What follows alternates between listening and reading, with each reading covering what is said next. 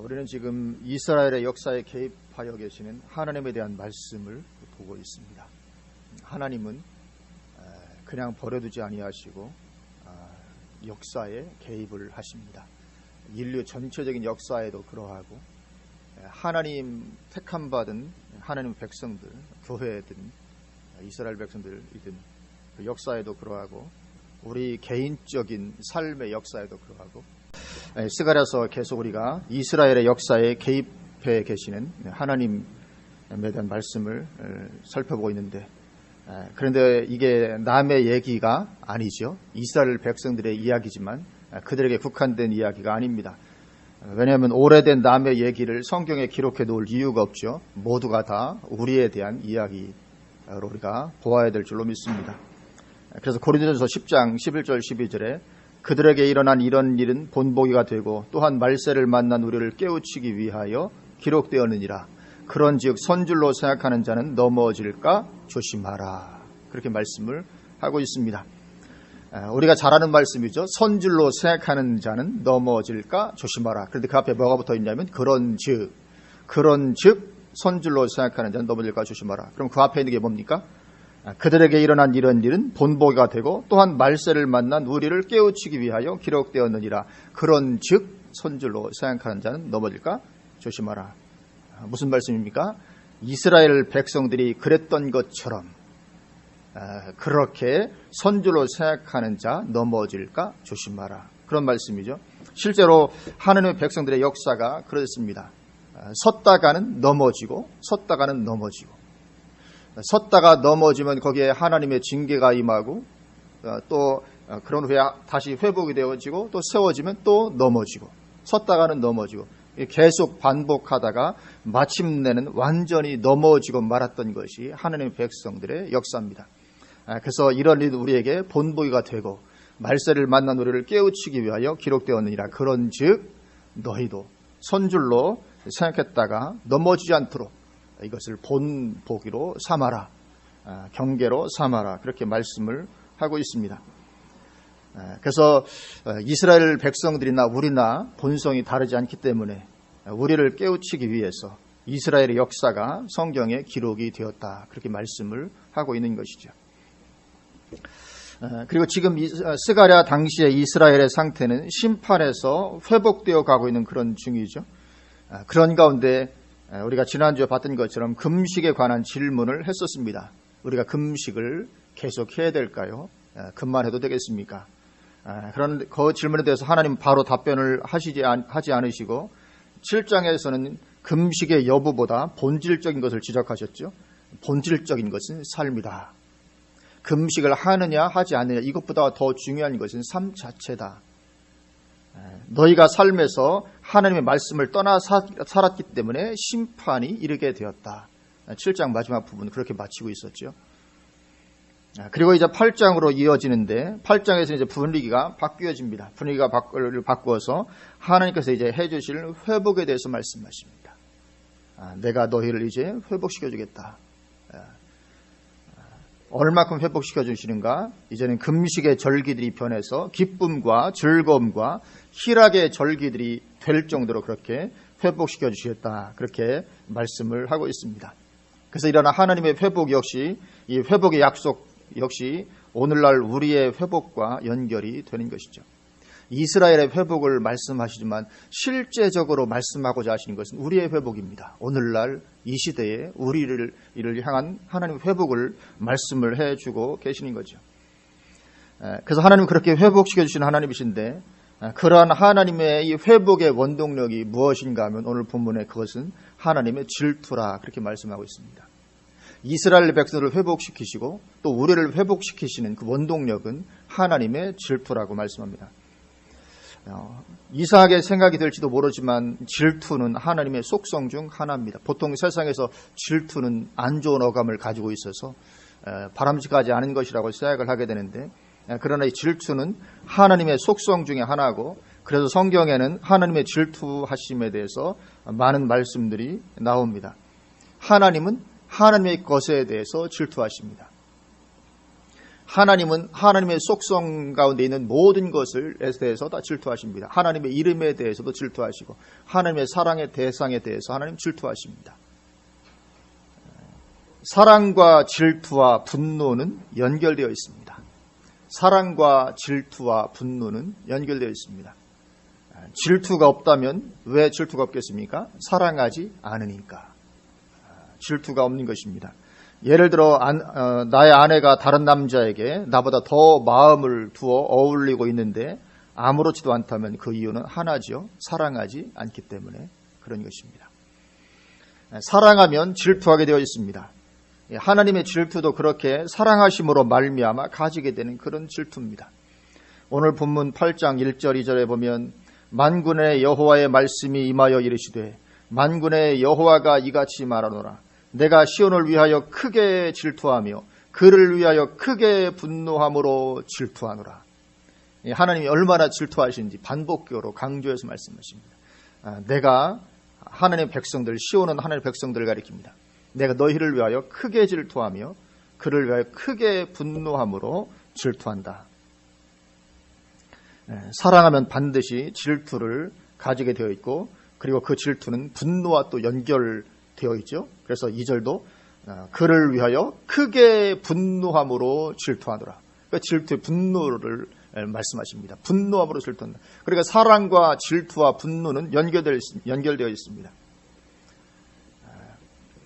그렇게 내 사랑의 대상에 대해서 하나님 질투하시고 또 내 사랑의 대상을 누가 해롭게 할 때도 질투가 분노로 폭발하게 됩니다.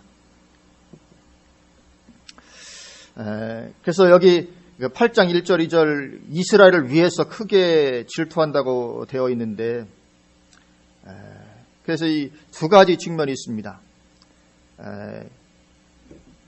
나의 사랑하는 아내가 나보다 다른 남자에게 더 관심을 가지게 되면 내가 그 사랑하는 아내에 대해서 질투와 분노가 발하게 되지요.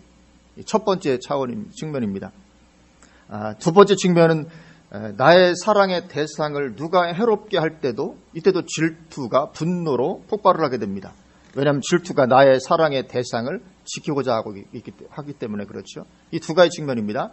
내 사랑의 대상을 향하여 질투가 있을 수 있고 내 사랑의 대상을 해야 하는 그것을 위해 향해서도 질투가 있을 수 있는 것이죠.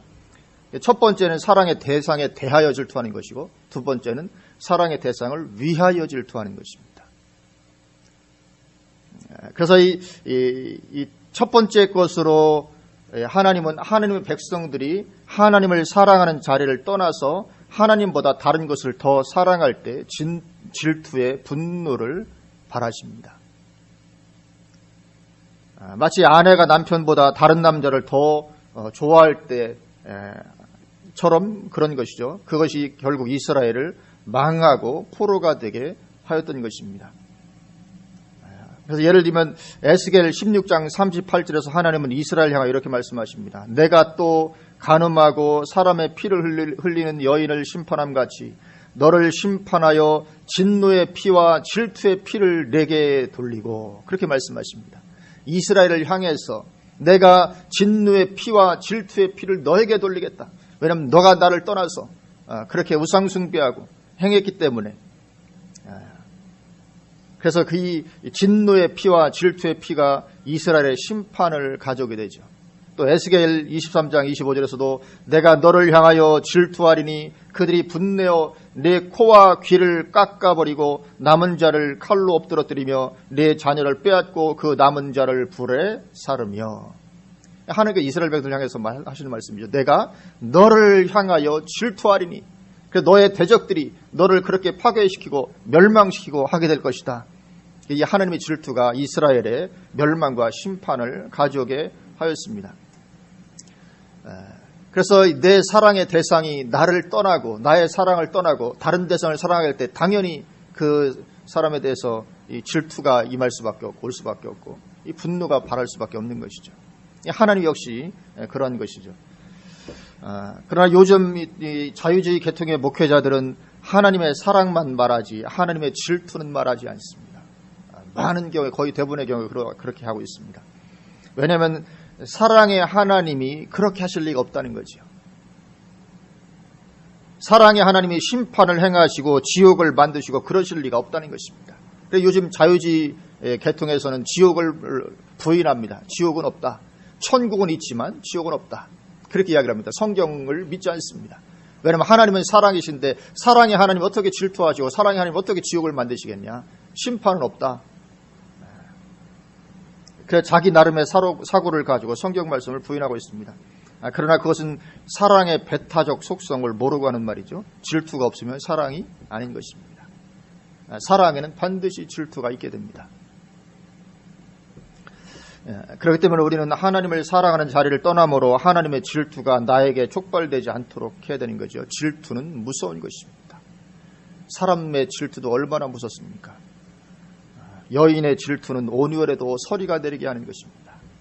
세상의 질투도 그런 것인데 더구나 하나님의 질투의 무서움은 감당이 안 되는 거죠. 하나님은 하나님의 것을 절대로 빼앗기고자 하지 않으십니다. 그리고 두 번째로 이 질투는 내 사랑을 건드리는 대상을 향하여 분노를 폭발하게 됩니다. 왜냐하면 질투는 내 사랑의 대상을 보호하려고 하기 때문에 그렇습니다. 그리고 오늘 본문이 그러한 하나님의 질투를 말씀하고 있습니다. 오늘 본문의 질투는 그런 종류의 질투입니다. 그래서 그에 대하여 질투하는 것이 아니라 그를 위하여 질투하신다. 그렇게 되어 있죠. 그래서 이 첫 번째 질투는 심판을 가져오지만 두 번째 질투는 회복을 가져옵니다. 이스라엘을 위해 질투하시며 그 질투로 인해서 대적들을 심판하시고 이스라엘을 회복시키시는 것입니다. 하나님은 우리를 그렇게 사랑하신다는 거죠. 하나님은 우리를 그렇게 사랑하십니다. 누가 나를 해하면 하나님 견디지 못하십니다. 왜냐하면 우리를 위한 질투를 가지고 계시기 때문에. 그래서 하나님은 나를 해하는 그 대상을, 대적을 심판하시고 우리를 보호하시고 우리를 회복시키는 거죠. 그래서 하나님은 우리가 그러한 하나님의 사랑을 알기를 원하신 줄로 믿습니다. 하나님은 질투하실 만큼 우리를 사랑하십니다. 그래서 여기 8장 2절, 오늘 본문 8장 2절을 다시 보면 만군의 여호와가 이같이 말하노라. 내가 시온을 위하여 크게 질투하며 그를 위하여 크게 분노함으로 질투하노라. 위하여 질투한다고 말씀하죠. 시온을 위하여. 그래서 그 질투로 시온을 이제 회복시키시게 되는 것인데 오늘 본문의 이 질투로 말미암은 회복은 스데갈의 앞부분에 우리가 8가지 환상을 보았었죠. 8가지 환상을 보았던 중에 이 첫 번째 환상, 스데갈의 1장에 나오는 첫 번째 환상과 밀접하게 연관이 되어 있습니다. 우리 1장을 한번 보시면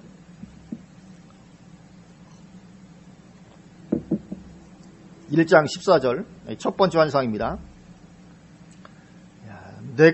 내게 말하는 천사가 내게 이르되 너는 외쳐 이르기를 만군의 여호와의 말씀에 내가 예루살렘을 위하며 시온을 위하여 크게 질투하며, 여기도 위하여 질투하시는 것이 나옵니다.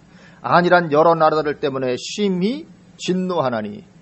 그러니까 시온을 위한 질투는 대적들을 향해서는 진노로 나가게 됩니다. 그러려 진노하나니 나는 조금도 하였거늘 그들은 힘을 내어 고난을 더하였습니다. 그러므로 여호와가 이처럼 말하더라. 내가 불쌍히 여김으로 예루살렘에 돌아왔은즉. 하나님이 이제 예루살렘에 돌아오십니다. 이 회복을 말하는 거죠. 하나님의 돌아오심은 회복입니다. 돌아왔은즉 내 집이 그 가운데에 건축되리니 예루살렘 위에 먹줄이 쳐지리라. 만군의 여호와의 말이니라. 그가 다시 외쳐 이르기를 만군의 여호와의 말씀에 나의 성읍들이 넘치도록 다시 풍부할 것이라. 놀라운 축복에 이르게 됩니다. 하나님 돌아오시면, 회복이 되어지면 다시금 놀라운 이 축복, 말하자면 에덴 동산을 지으실 때 그 아담과 하와를 향해서 가지고 계시던 하나님의 이 풍부함, 어떤 그 계획, 그런 것이 다시금 회복되어지고 성취되어지는 그런 가운데로 들어가게 되죠. 여호와가 다시 시온을 위로하며 다시 예루살렘을 택하리라 하라 하니라. 그래 여기 보면 하나님의 백성들을 위한 하나님의 질투는 대적들을 향해서 분노로 표출이 되게 되고 대적들 이방인을 심판하게 되고 그것을 말미암아서 그리고 하나님은 이제 하나님의 백성들에게로 돌아오시며 이 회복이죠. 그리고 나서 풍성한 축복을 누리게 되어지는 거죠. 오늘 본문에도 똑같이 말씀을 하고 있습니다. 오늘 본문 8장 3절도 보면 여호와가 이같이 말하노라 내가 시온에 돌아와. 2절에서 질투를 말씀하시고 3절에서 돌아오시겠다고 말씀하시죠. 돌아와 예루살렘 가운데 거하리니 예루살렘은 진리의 성읍이라 일컫겠고 만군의 여호와에 사는 성산이라 일컫게 되리라. 완전히 회복이 되겠다. 전에 이제 예루살렘이 아주 형편없이 불림을 받고 조롱을 당했었는데 이제 그렇게 완전히 회복된 가운데로 되게 될 것이다. 근데 이 말씀이 실제로는 우리를 향한 말씀이라 이거는 거죠. 이스라엘을 향한 말씀인 것처럼 하지만 실제 대상은 우리입니다. 그래서 하나님께서는 나를 위해서 그렇게 사랑으로 질투하시고 나의 대적을 심판하시고 그리고는 나에게 돌아오셔서 나를 회복시키시고 그리고는 나의 삶을 풍성케 해주시는 것이죠.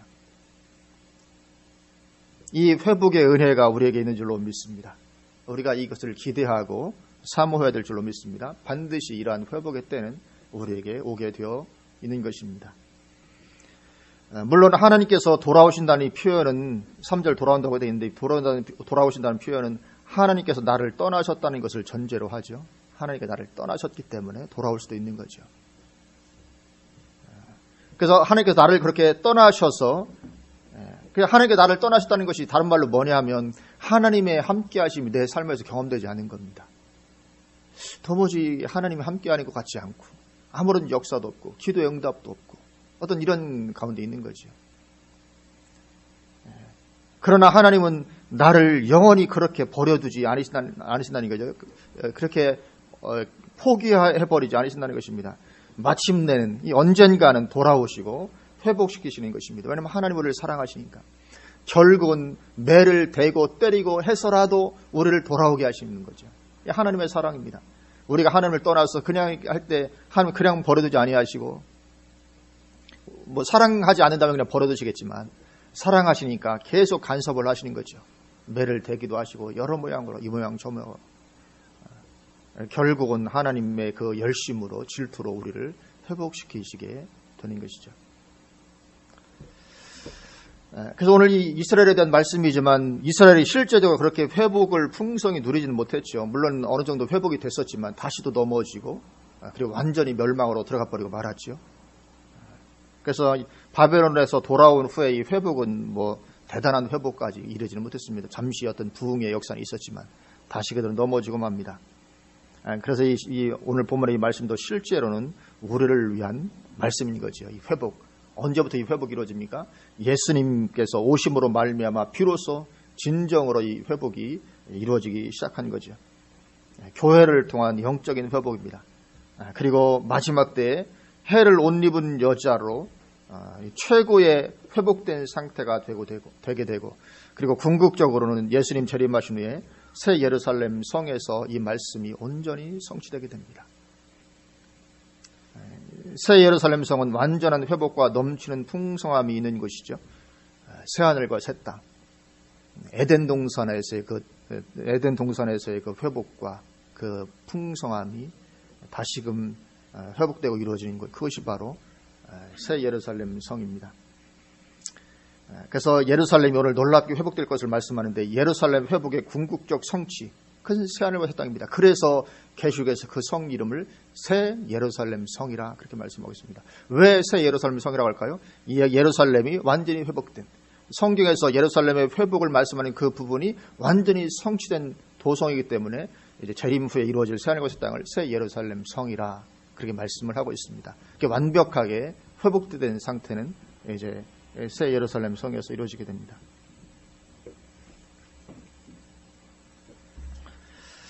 이제 4절, 5절 이 회복의 표현을 하고 있습니다. 4절 만군의 여호와가 이같이 말하노라 예루살렘 길거리에 늙은 남자들과 늙은 여자들이 다시 앉을 것이라 다 나이가 많음으로 저마다 손에 지팡이를 잡을 것이요 그 성읍거리에 소년과 소녀들이 가득하여 거기에서 뛰놀리라.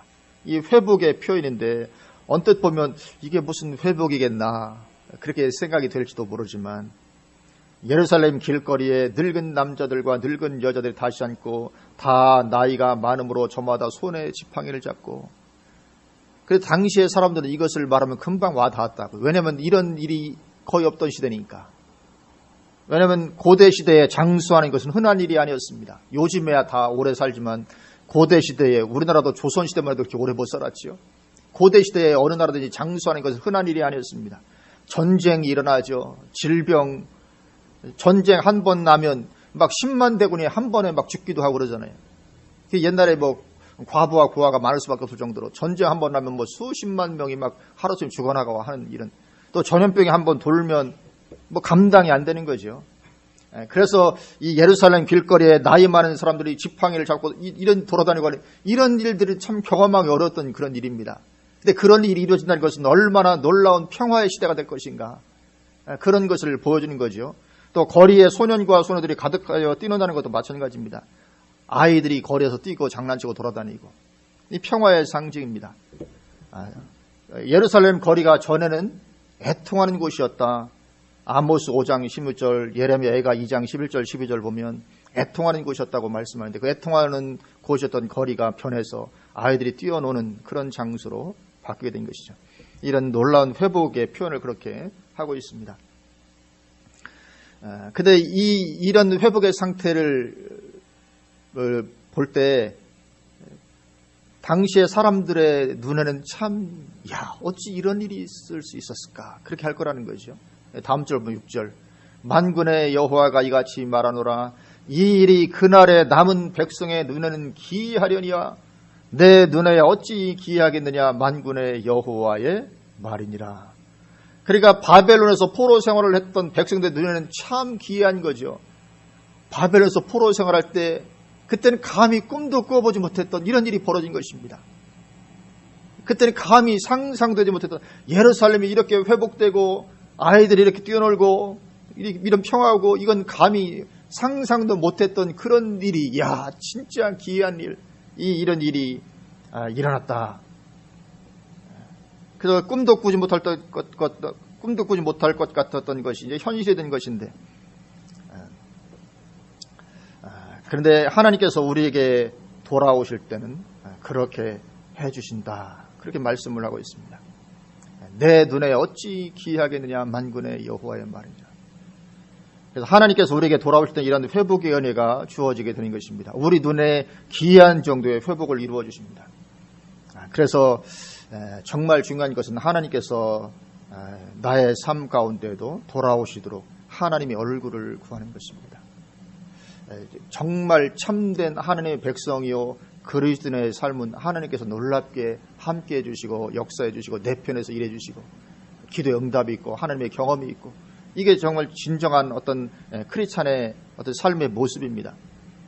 그래서 우리가 그런 가운데 들어갈 수 있도록 하나님의 얼굴을 구하는 것이 그 무엇보다도 중요한 거죠. 그렇게 하나님의 얼굴을 구하다 보면 언젠가 하나님께서 마침내 이 기적을 동반하시고 돌아오시게 되는 것입니다.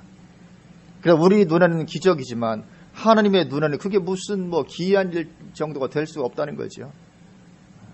그날의 남은 백성의 눈에는 기이하려니와 내 눈에 어찌 기이하겠느냐, 하나님 전능하시기 때문에. 여기 기이한 일이라고 되어 있는 이 기이한 일의 단어가 팔라라는 단어입니다. 원어로, 이 히브리어 원어로 팔라라는 단어인데, 이 단어가 창세기 18장 14절에도 쓰이고 있습니다. 창세기 18장 13절부터 보면 여호와께서 아브라함에게 이르시되 사라가 왜 웃으며 이르기를 내가 늙었거늘 어떻게 아들을 낳으리요 하느냐, 여호와께 능하지 못한 일이 있겠느냐, 기한 이를 때 내가 내게로 돌아오리니 사라에게 아들이 있으리라, 이렇게 말씀하는데, 여호와께 능하지 못한 일이 있겠느냐, 이 능하지 못한 이 단어가 팔라라는 단어입니다. 능하지 못한. 그러니까 원래 이게 기이한 어떤 그런 뜻인데, 기이한 일 그런 뜻인데 의역을 한 거죠.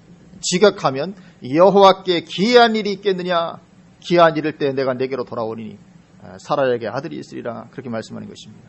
이 기적 역사죠. 하나님께 능하지 못함이 없는, 기이함이 없는 이러한 기적의 역사를 통해서 회복시켜 주시는 것입니다. 하나님은 항상 그런 능력이 있으십니다.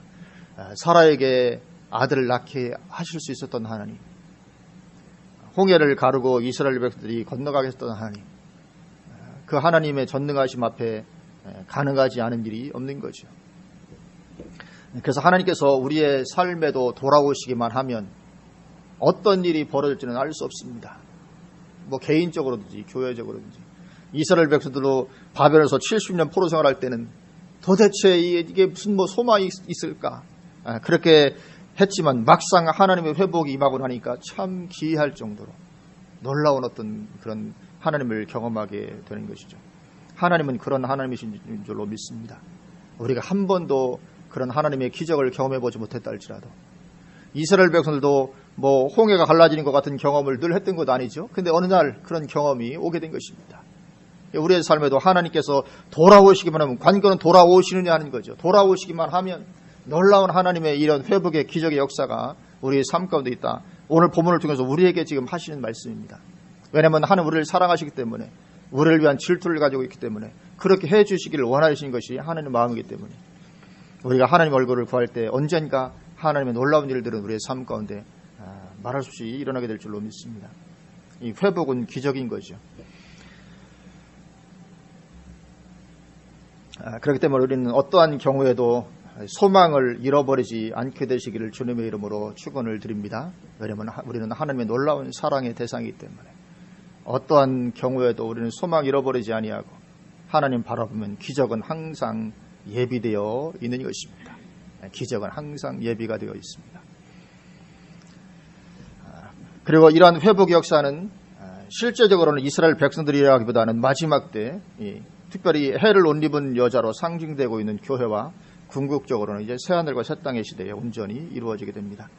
그리고 그때도 당연히 남은 백성, 이 남은 자들의 눈에는 참 기이하게 여겨질 것이죠. 왜냐하면 마지막 때 그 엄청난 환란 가운데 들어가실 때는 도무지 길이 보이지 않을 것 같았는데 순식간에 그 일이 이루어졌기 때문에 그렇습니다.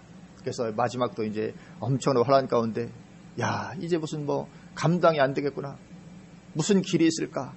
그런 가운데 어느 날 갑자기 모든 일은 순식간에 일어나는 거죠. 하나님의 역사는 갑자기 일어납니다. 순식간에. 이런 일이 일어나는 줄로 믿습니다. 7절과 8절 만군의 여호와가 이같이 말하노라. 보라, 내가 내 백성을 해가 뜨는 땅과 해가 지는 땅에서부터 구원하여 내고 인도하여다가 예루살렘 가운데 거주하게 하리니 그들은 내 백성이 되고 나는 진리와 공의로 그들의 하나님이 되리라. 하나님의 소망입니다. 영원한 소망. 그들은 내 백성이 되고 나는 진리와 공의로 그들의 하나님이다. 우리는 하나님의 백성이 되고 하나님 우리의 하나님 되십니다. 우리를 부르신 목적, 최고의 가치, 늘 하나님께서 꿈꾸시던 것. 물론 이것은 이제 새하늘과 새 땅에서 완전히 이루어지지만 지금 불완전하지만 그래도 하나님이 여전히 원하시는 것, 최고의 소망. 우리 가운데 거하시고 임하시고 두루 행하시고 너희는 나의 백성이 되고 나는 너의 하나님이 되는 이 최고의 회복된 표현이죠. 사실 인간을 지으실 때도 이것 때문에 지으신 거죠. 이런 어떤 정말 친밀한 관계 가운데 이런 것을 위해서 지으셨는데 우리를 택하시고 부르실 때의 소망도 이것이었었는데 근데 거기 보면 하나님은 해가 뜨는 땅과 해가 지는 땅 거기에서부터 구원해 내신다. 그러니까 해가 뜨는 땅과 해가 지는 땅은 전 세계를 가리킵니다. 세계 모든 곳에서 하나님의 백성들을 인도해서 예루살렘으로 돌아오게 하시겠다. 물론 이것은 1차적으로는 전 세계에서 이스라엘을 돌아오게 하시는 것으로 성취가 되어지는 것이지만 실제적으로는 교회를 통한 전 세계 복음 전파를 통해서 이루어지게 됩니다. 전 세계 복음이 증거되면서 세계 곳곳에서 사람들이 하나님께로 돌아오는 그 일을 통해서 이루어지고 그리고 궁극적으로는 새 예루살렘 성에서 완전히 이루어지고 성취가 되어지게 됩니다. 그때 우리는 완전한 하나님의 백성이 되고 하나님께서 영원히 우리와 함께 하시며 우리를 다스리시게 되는 거죠. 그리고 놀라운 풍성함을 누리게 되는 것입니다. 그래서 지금 이 하나님께서 이스라엘 백성들에게 이 회복을 말씀하십니다. 근데 이 회복은 실제로는 우리에게 말씀하는 거죠. 이스라엘 역사를 통해서 우리를 교훈하고 계신 것입니다. 특별히 선줄로 생각하다가 넘어진다. 그것을 교훈을 하십니다. 특히 마지막 때로 갈수록 사탄이 발악하기 때문에 더할 것입니다. 틀림없이. 강에 있는 물고기는 가만히 있으면 떠내려갑니다. 강의 물고기 가만히 있으면 저절로 떠내려가죠. 우리 신앙생활이 그렇습니다. 가만히 있으면 저절로 퇴보합니다. 저절로 후퇴합니다. 이 세상의 물결이 얼마나 거센지 모릅니다. 강물과는 비교할 수 없이 거센 것이 이 세상의 물결입니다. 이 세상의 물결이 우리를 가만두지 않습니다. 그래서 우리가 줄기차게 하나님을 추구하는 자리에 있어야 할 이유가 있는 거죠. 날마다 우리는 하나님을 찾아야 됩니다. 하나님 그분을 찾고 그분의 얼굴을 구하고 날마다 그 자리 가운데 있어야 우리가 이 세상의 거센 물결에 떠내려가지 않을 수가 있는 것입니다. 그러면 하나님께서는 기이할 정도 놀랍게 우리를 회복시키신다. 우리에게 돌아오시고 하나님의 생명이 우리에게 흐르게 될 것이다. 그것을 말씀을 하고 있습니다. 우리가 꿈꾸어야 될 것이 그것인 줄로 믿습니다. 하나님 우리에게 돌아오시는 것입니다. 우리를 회복시키는 것입니다.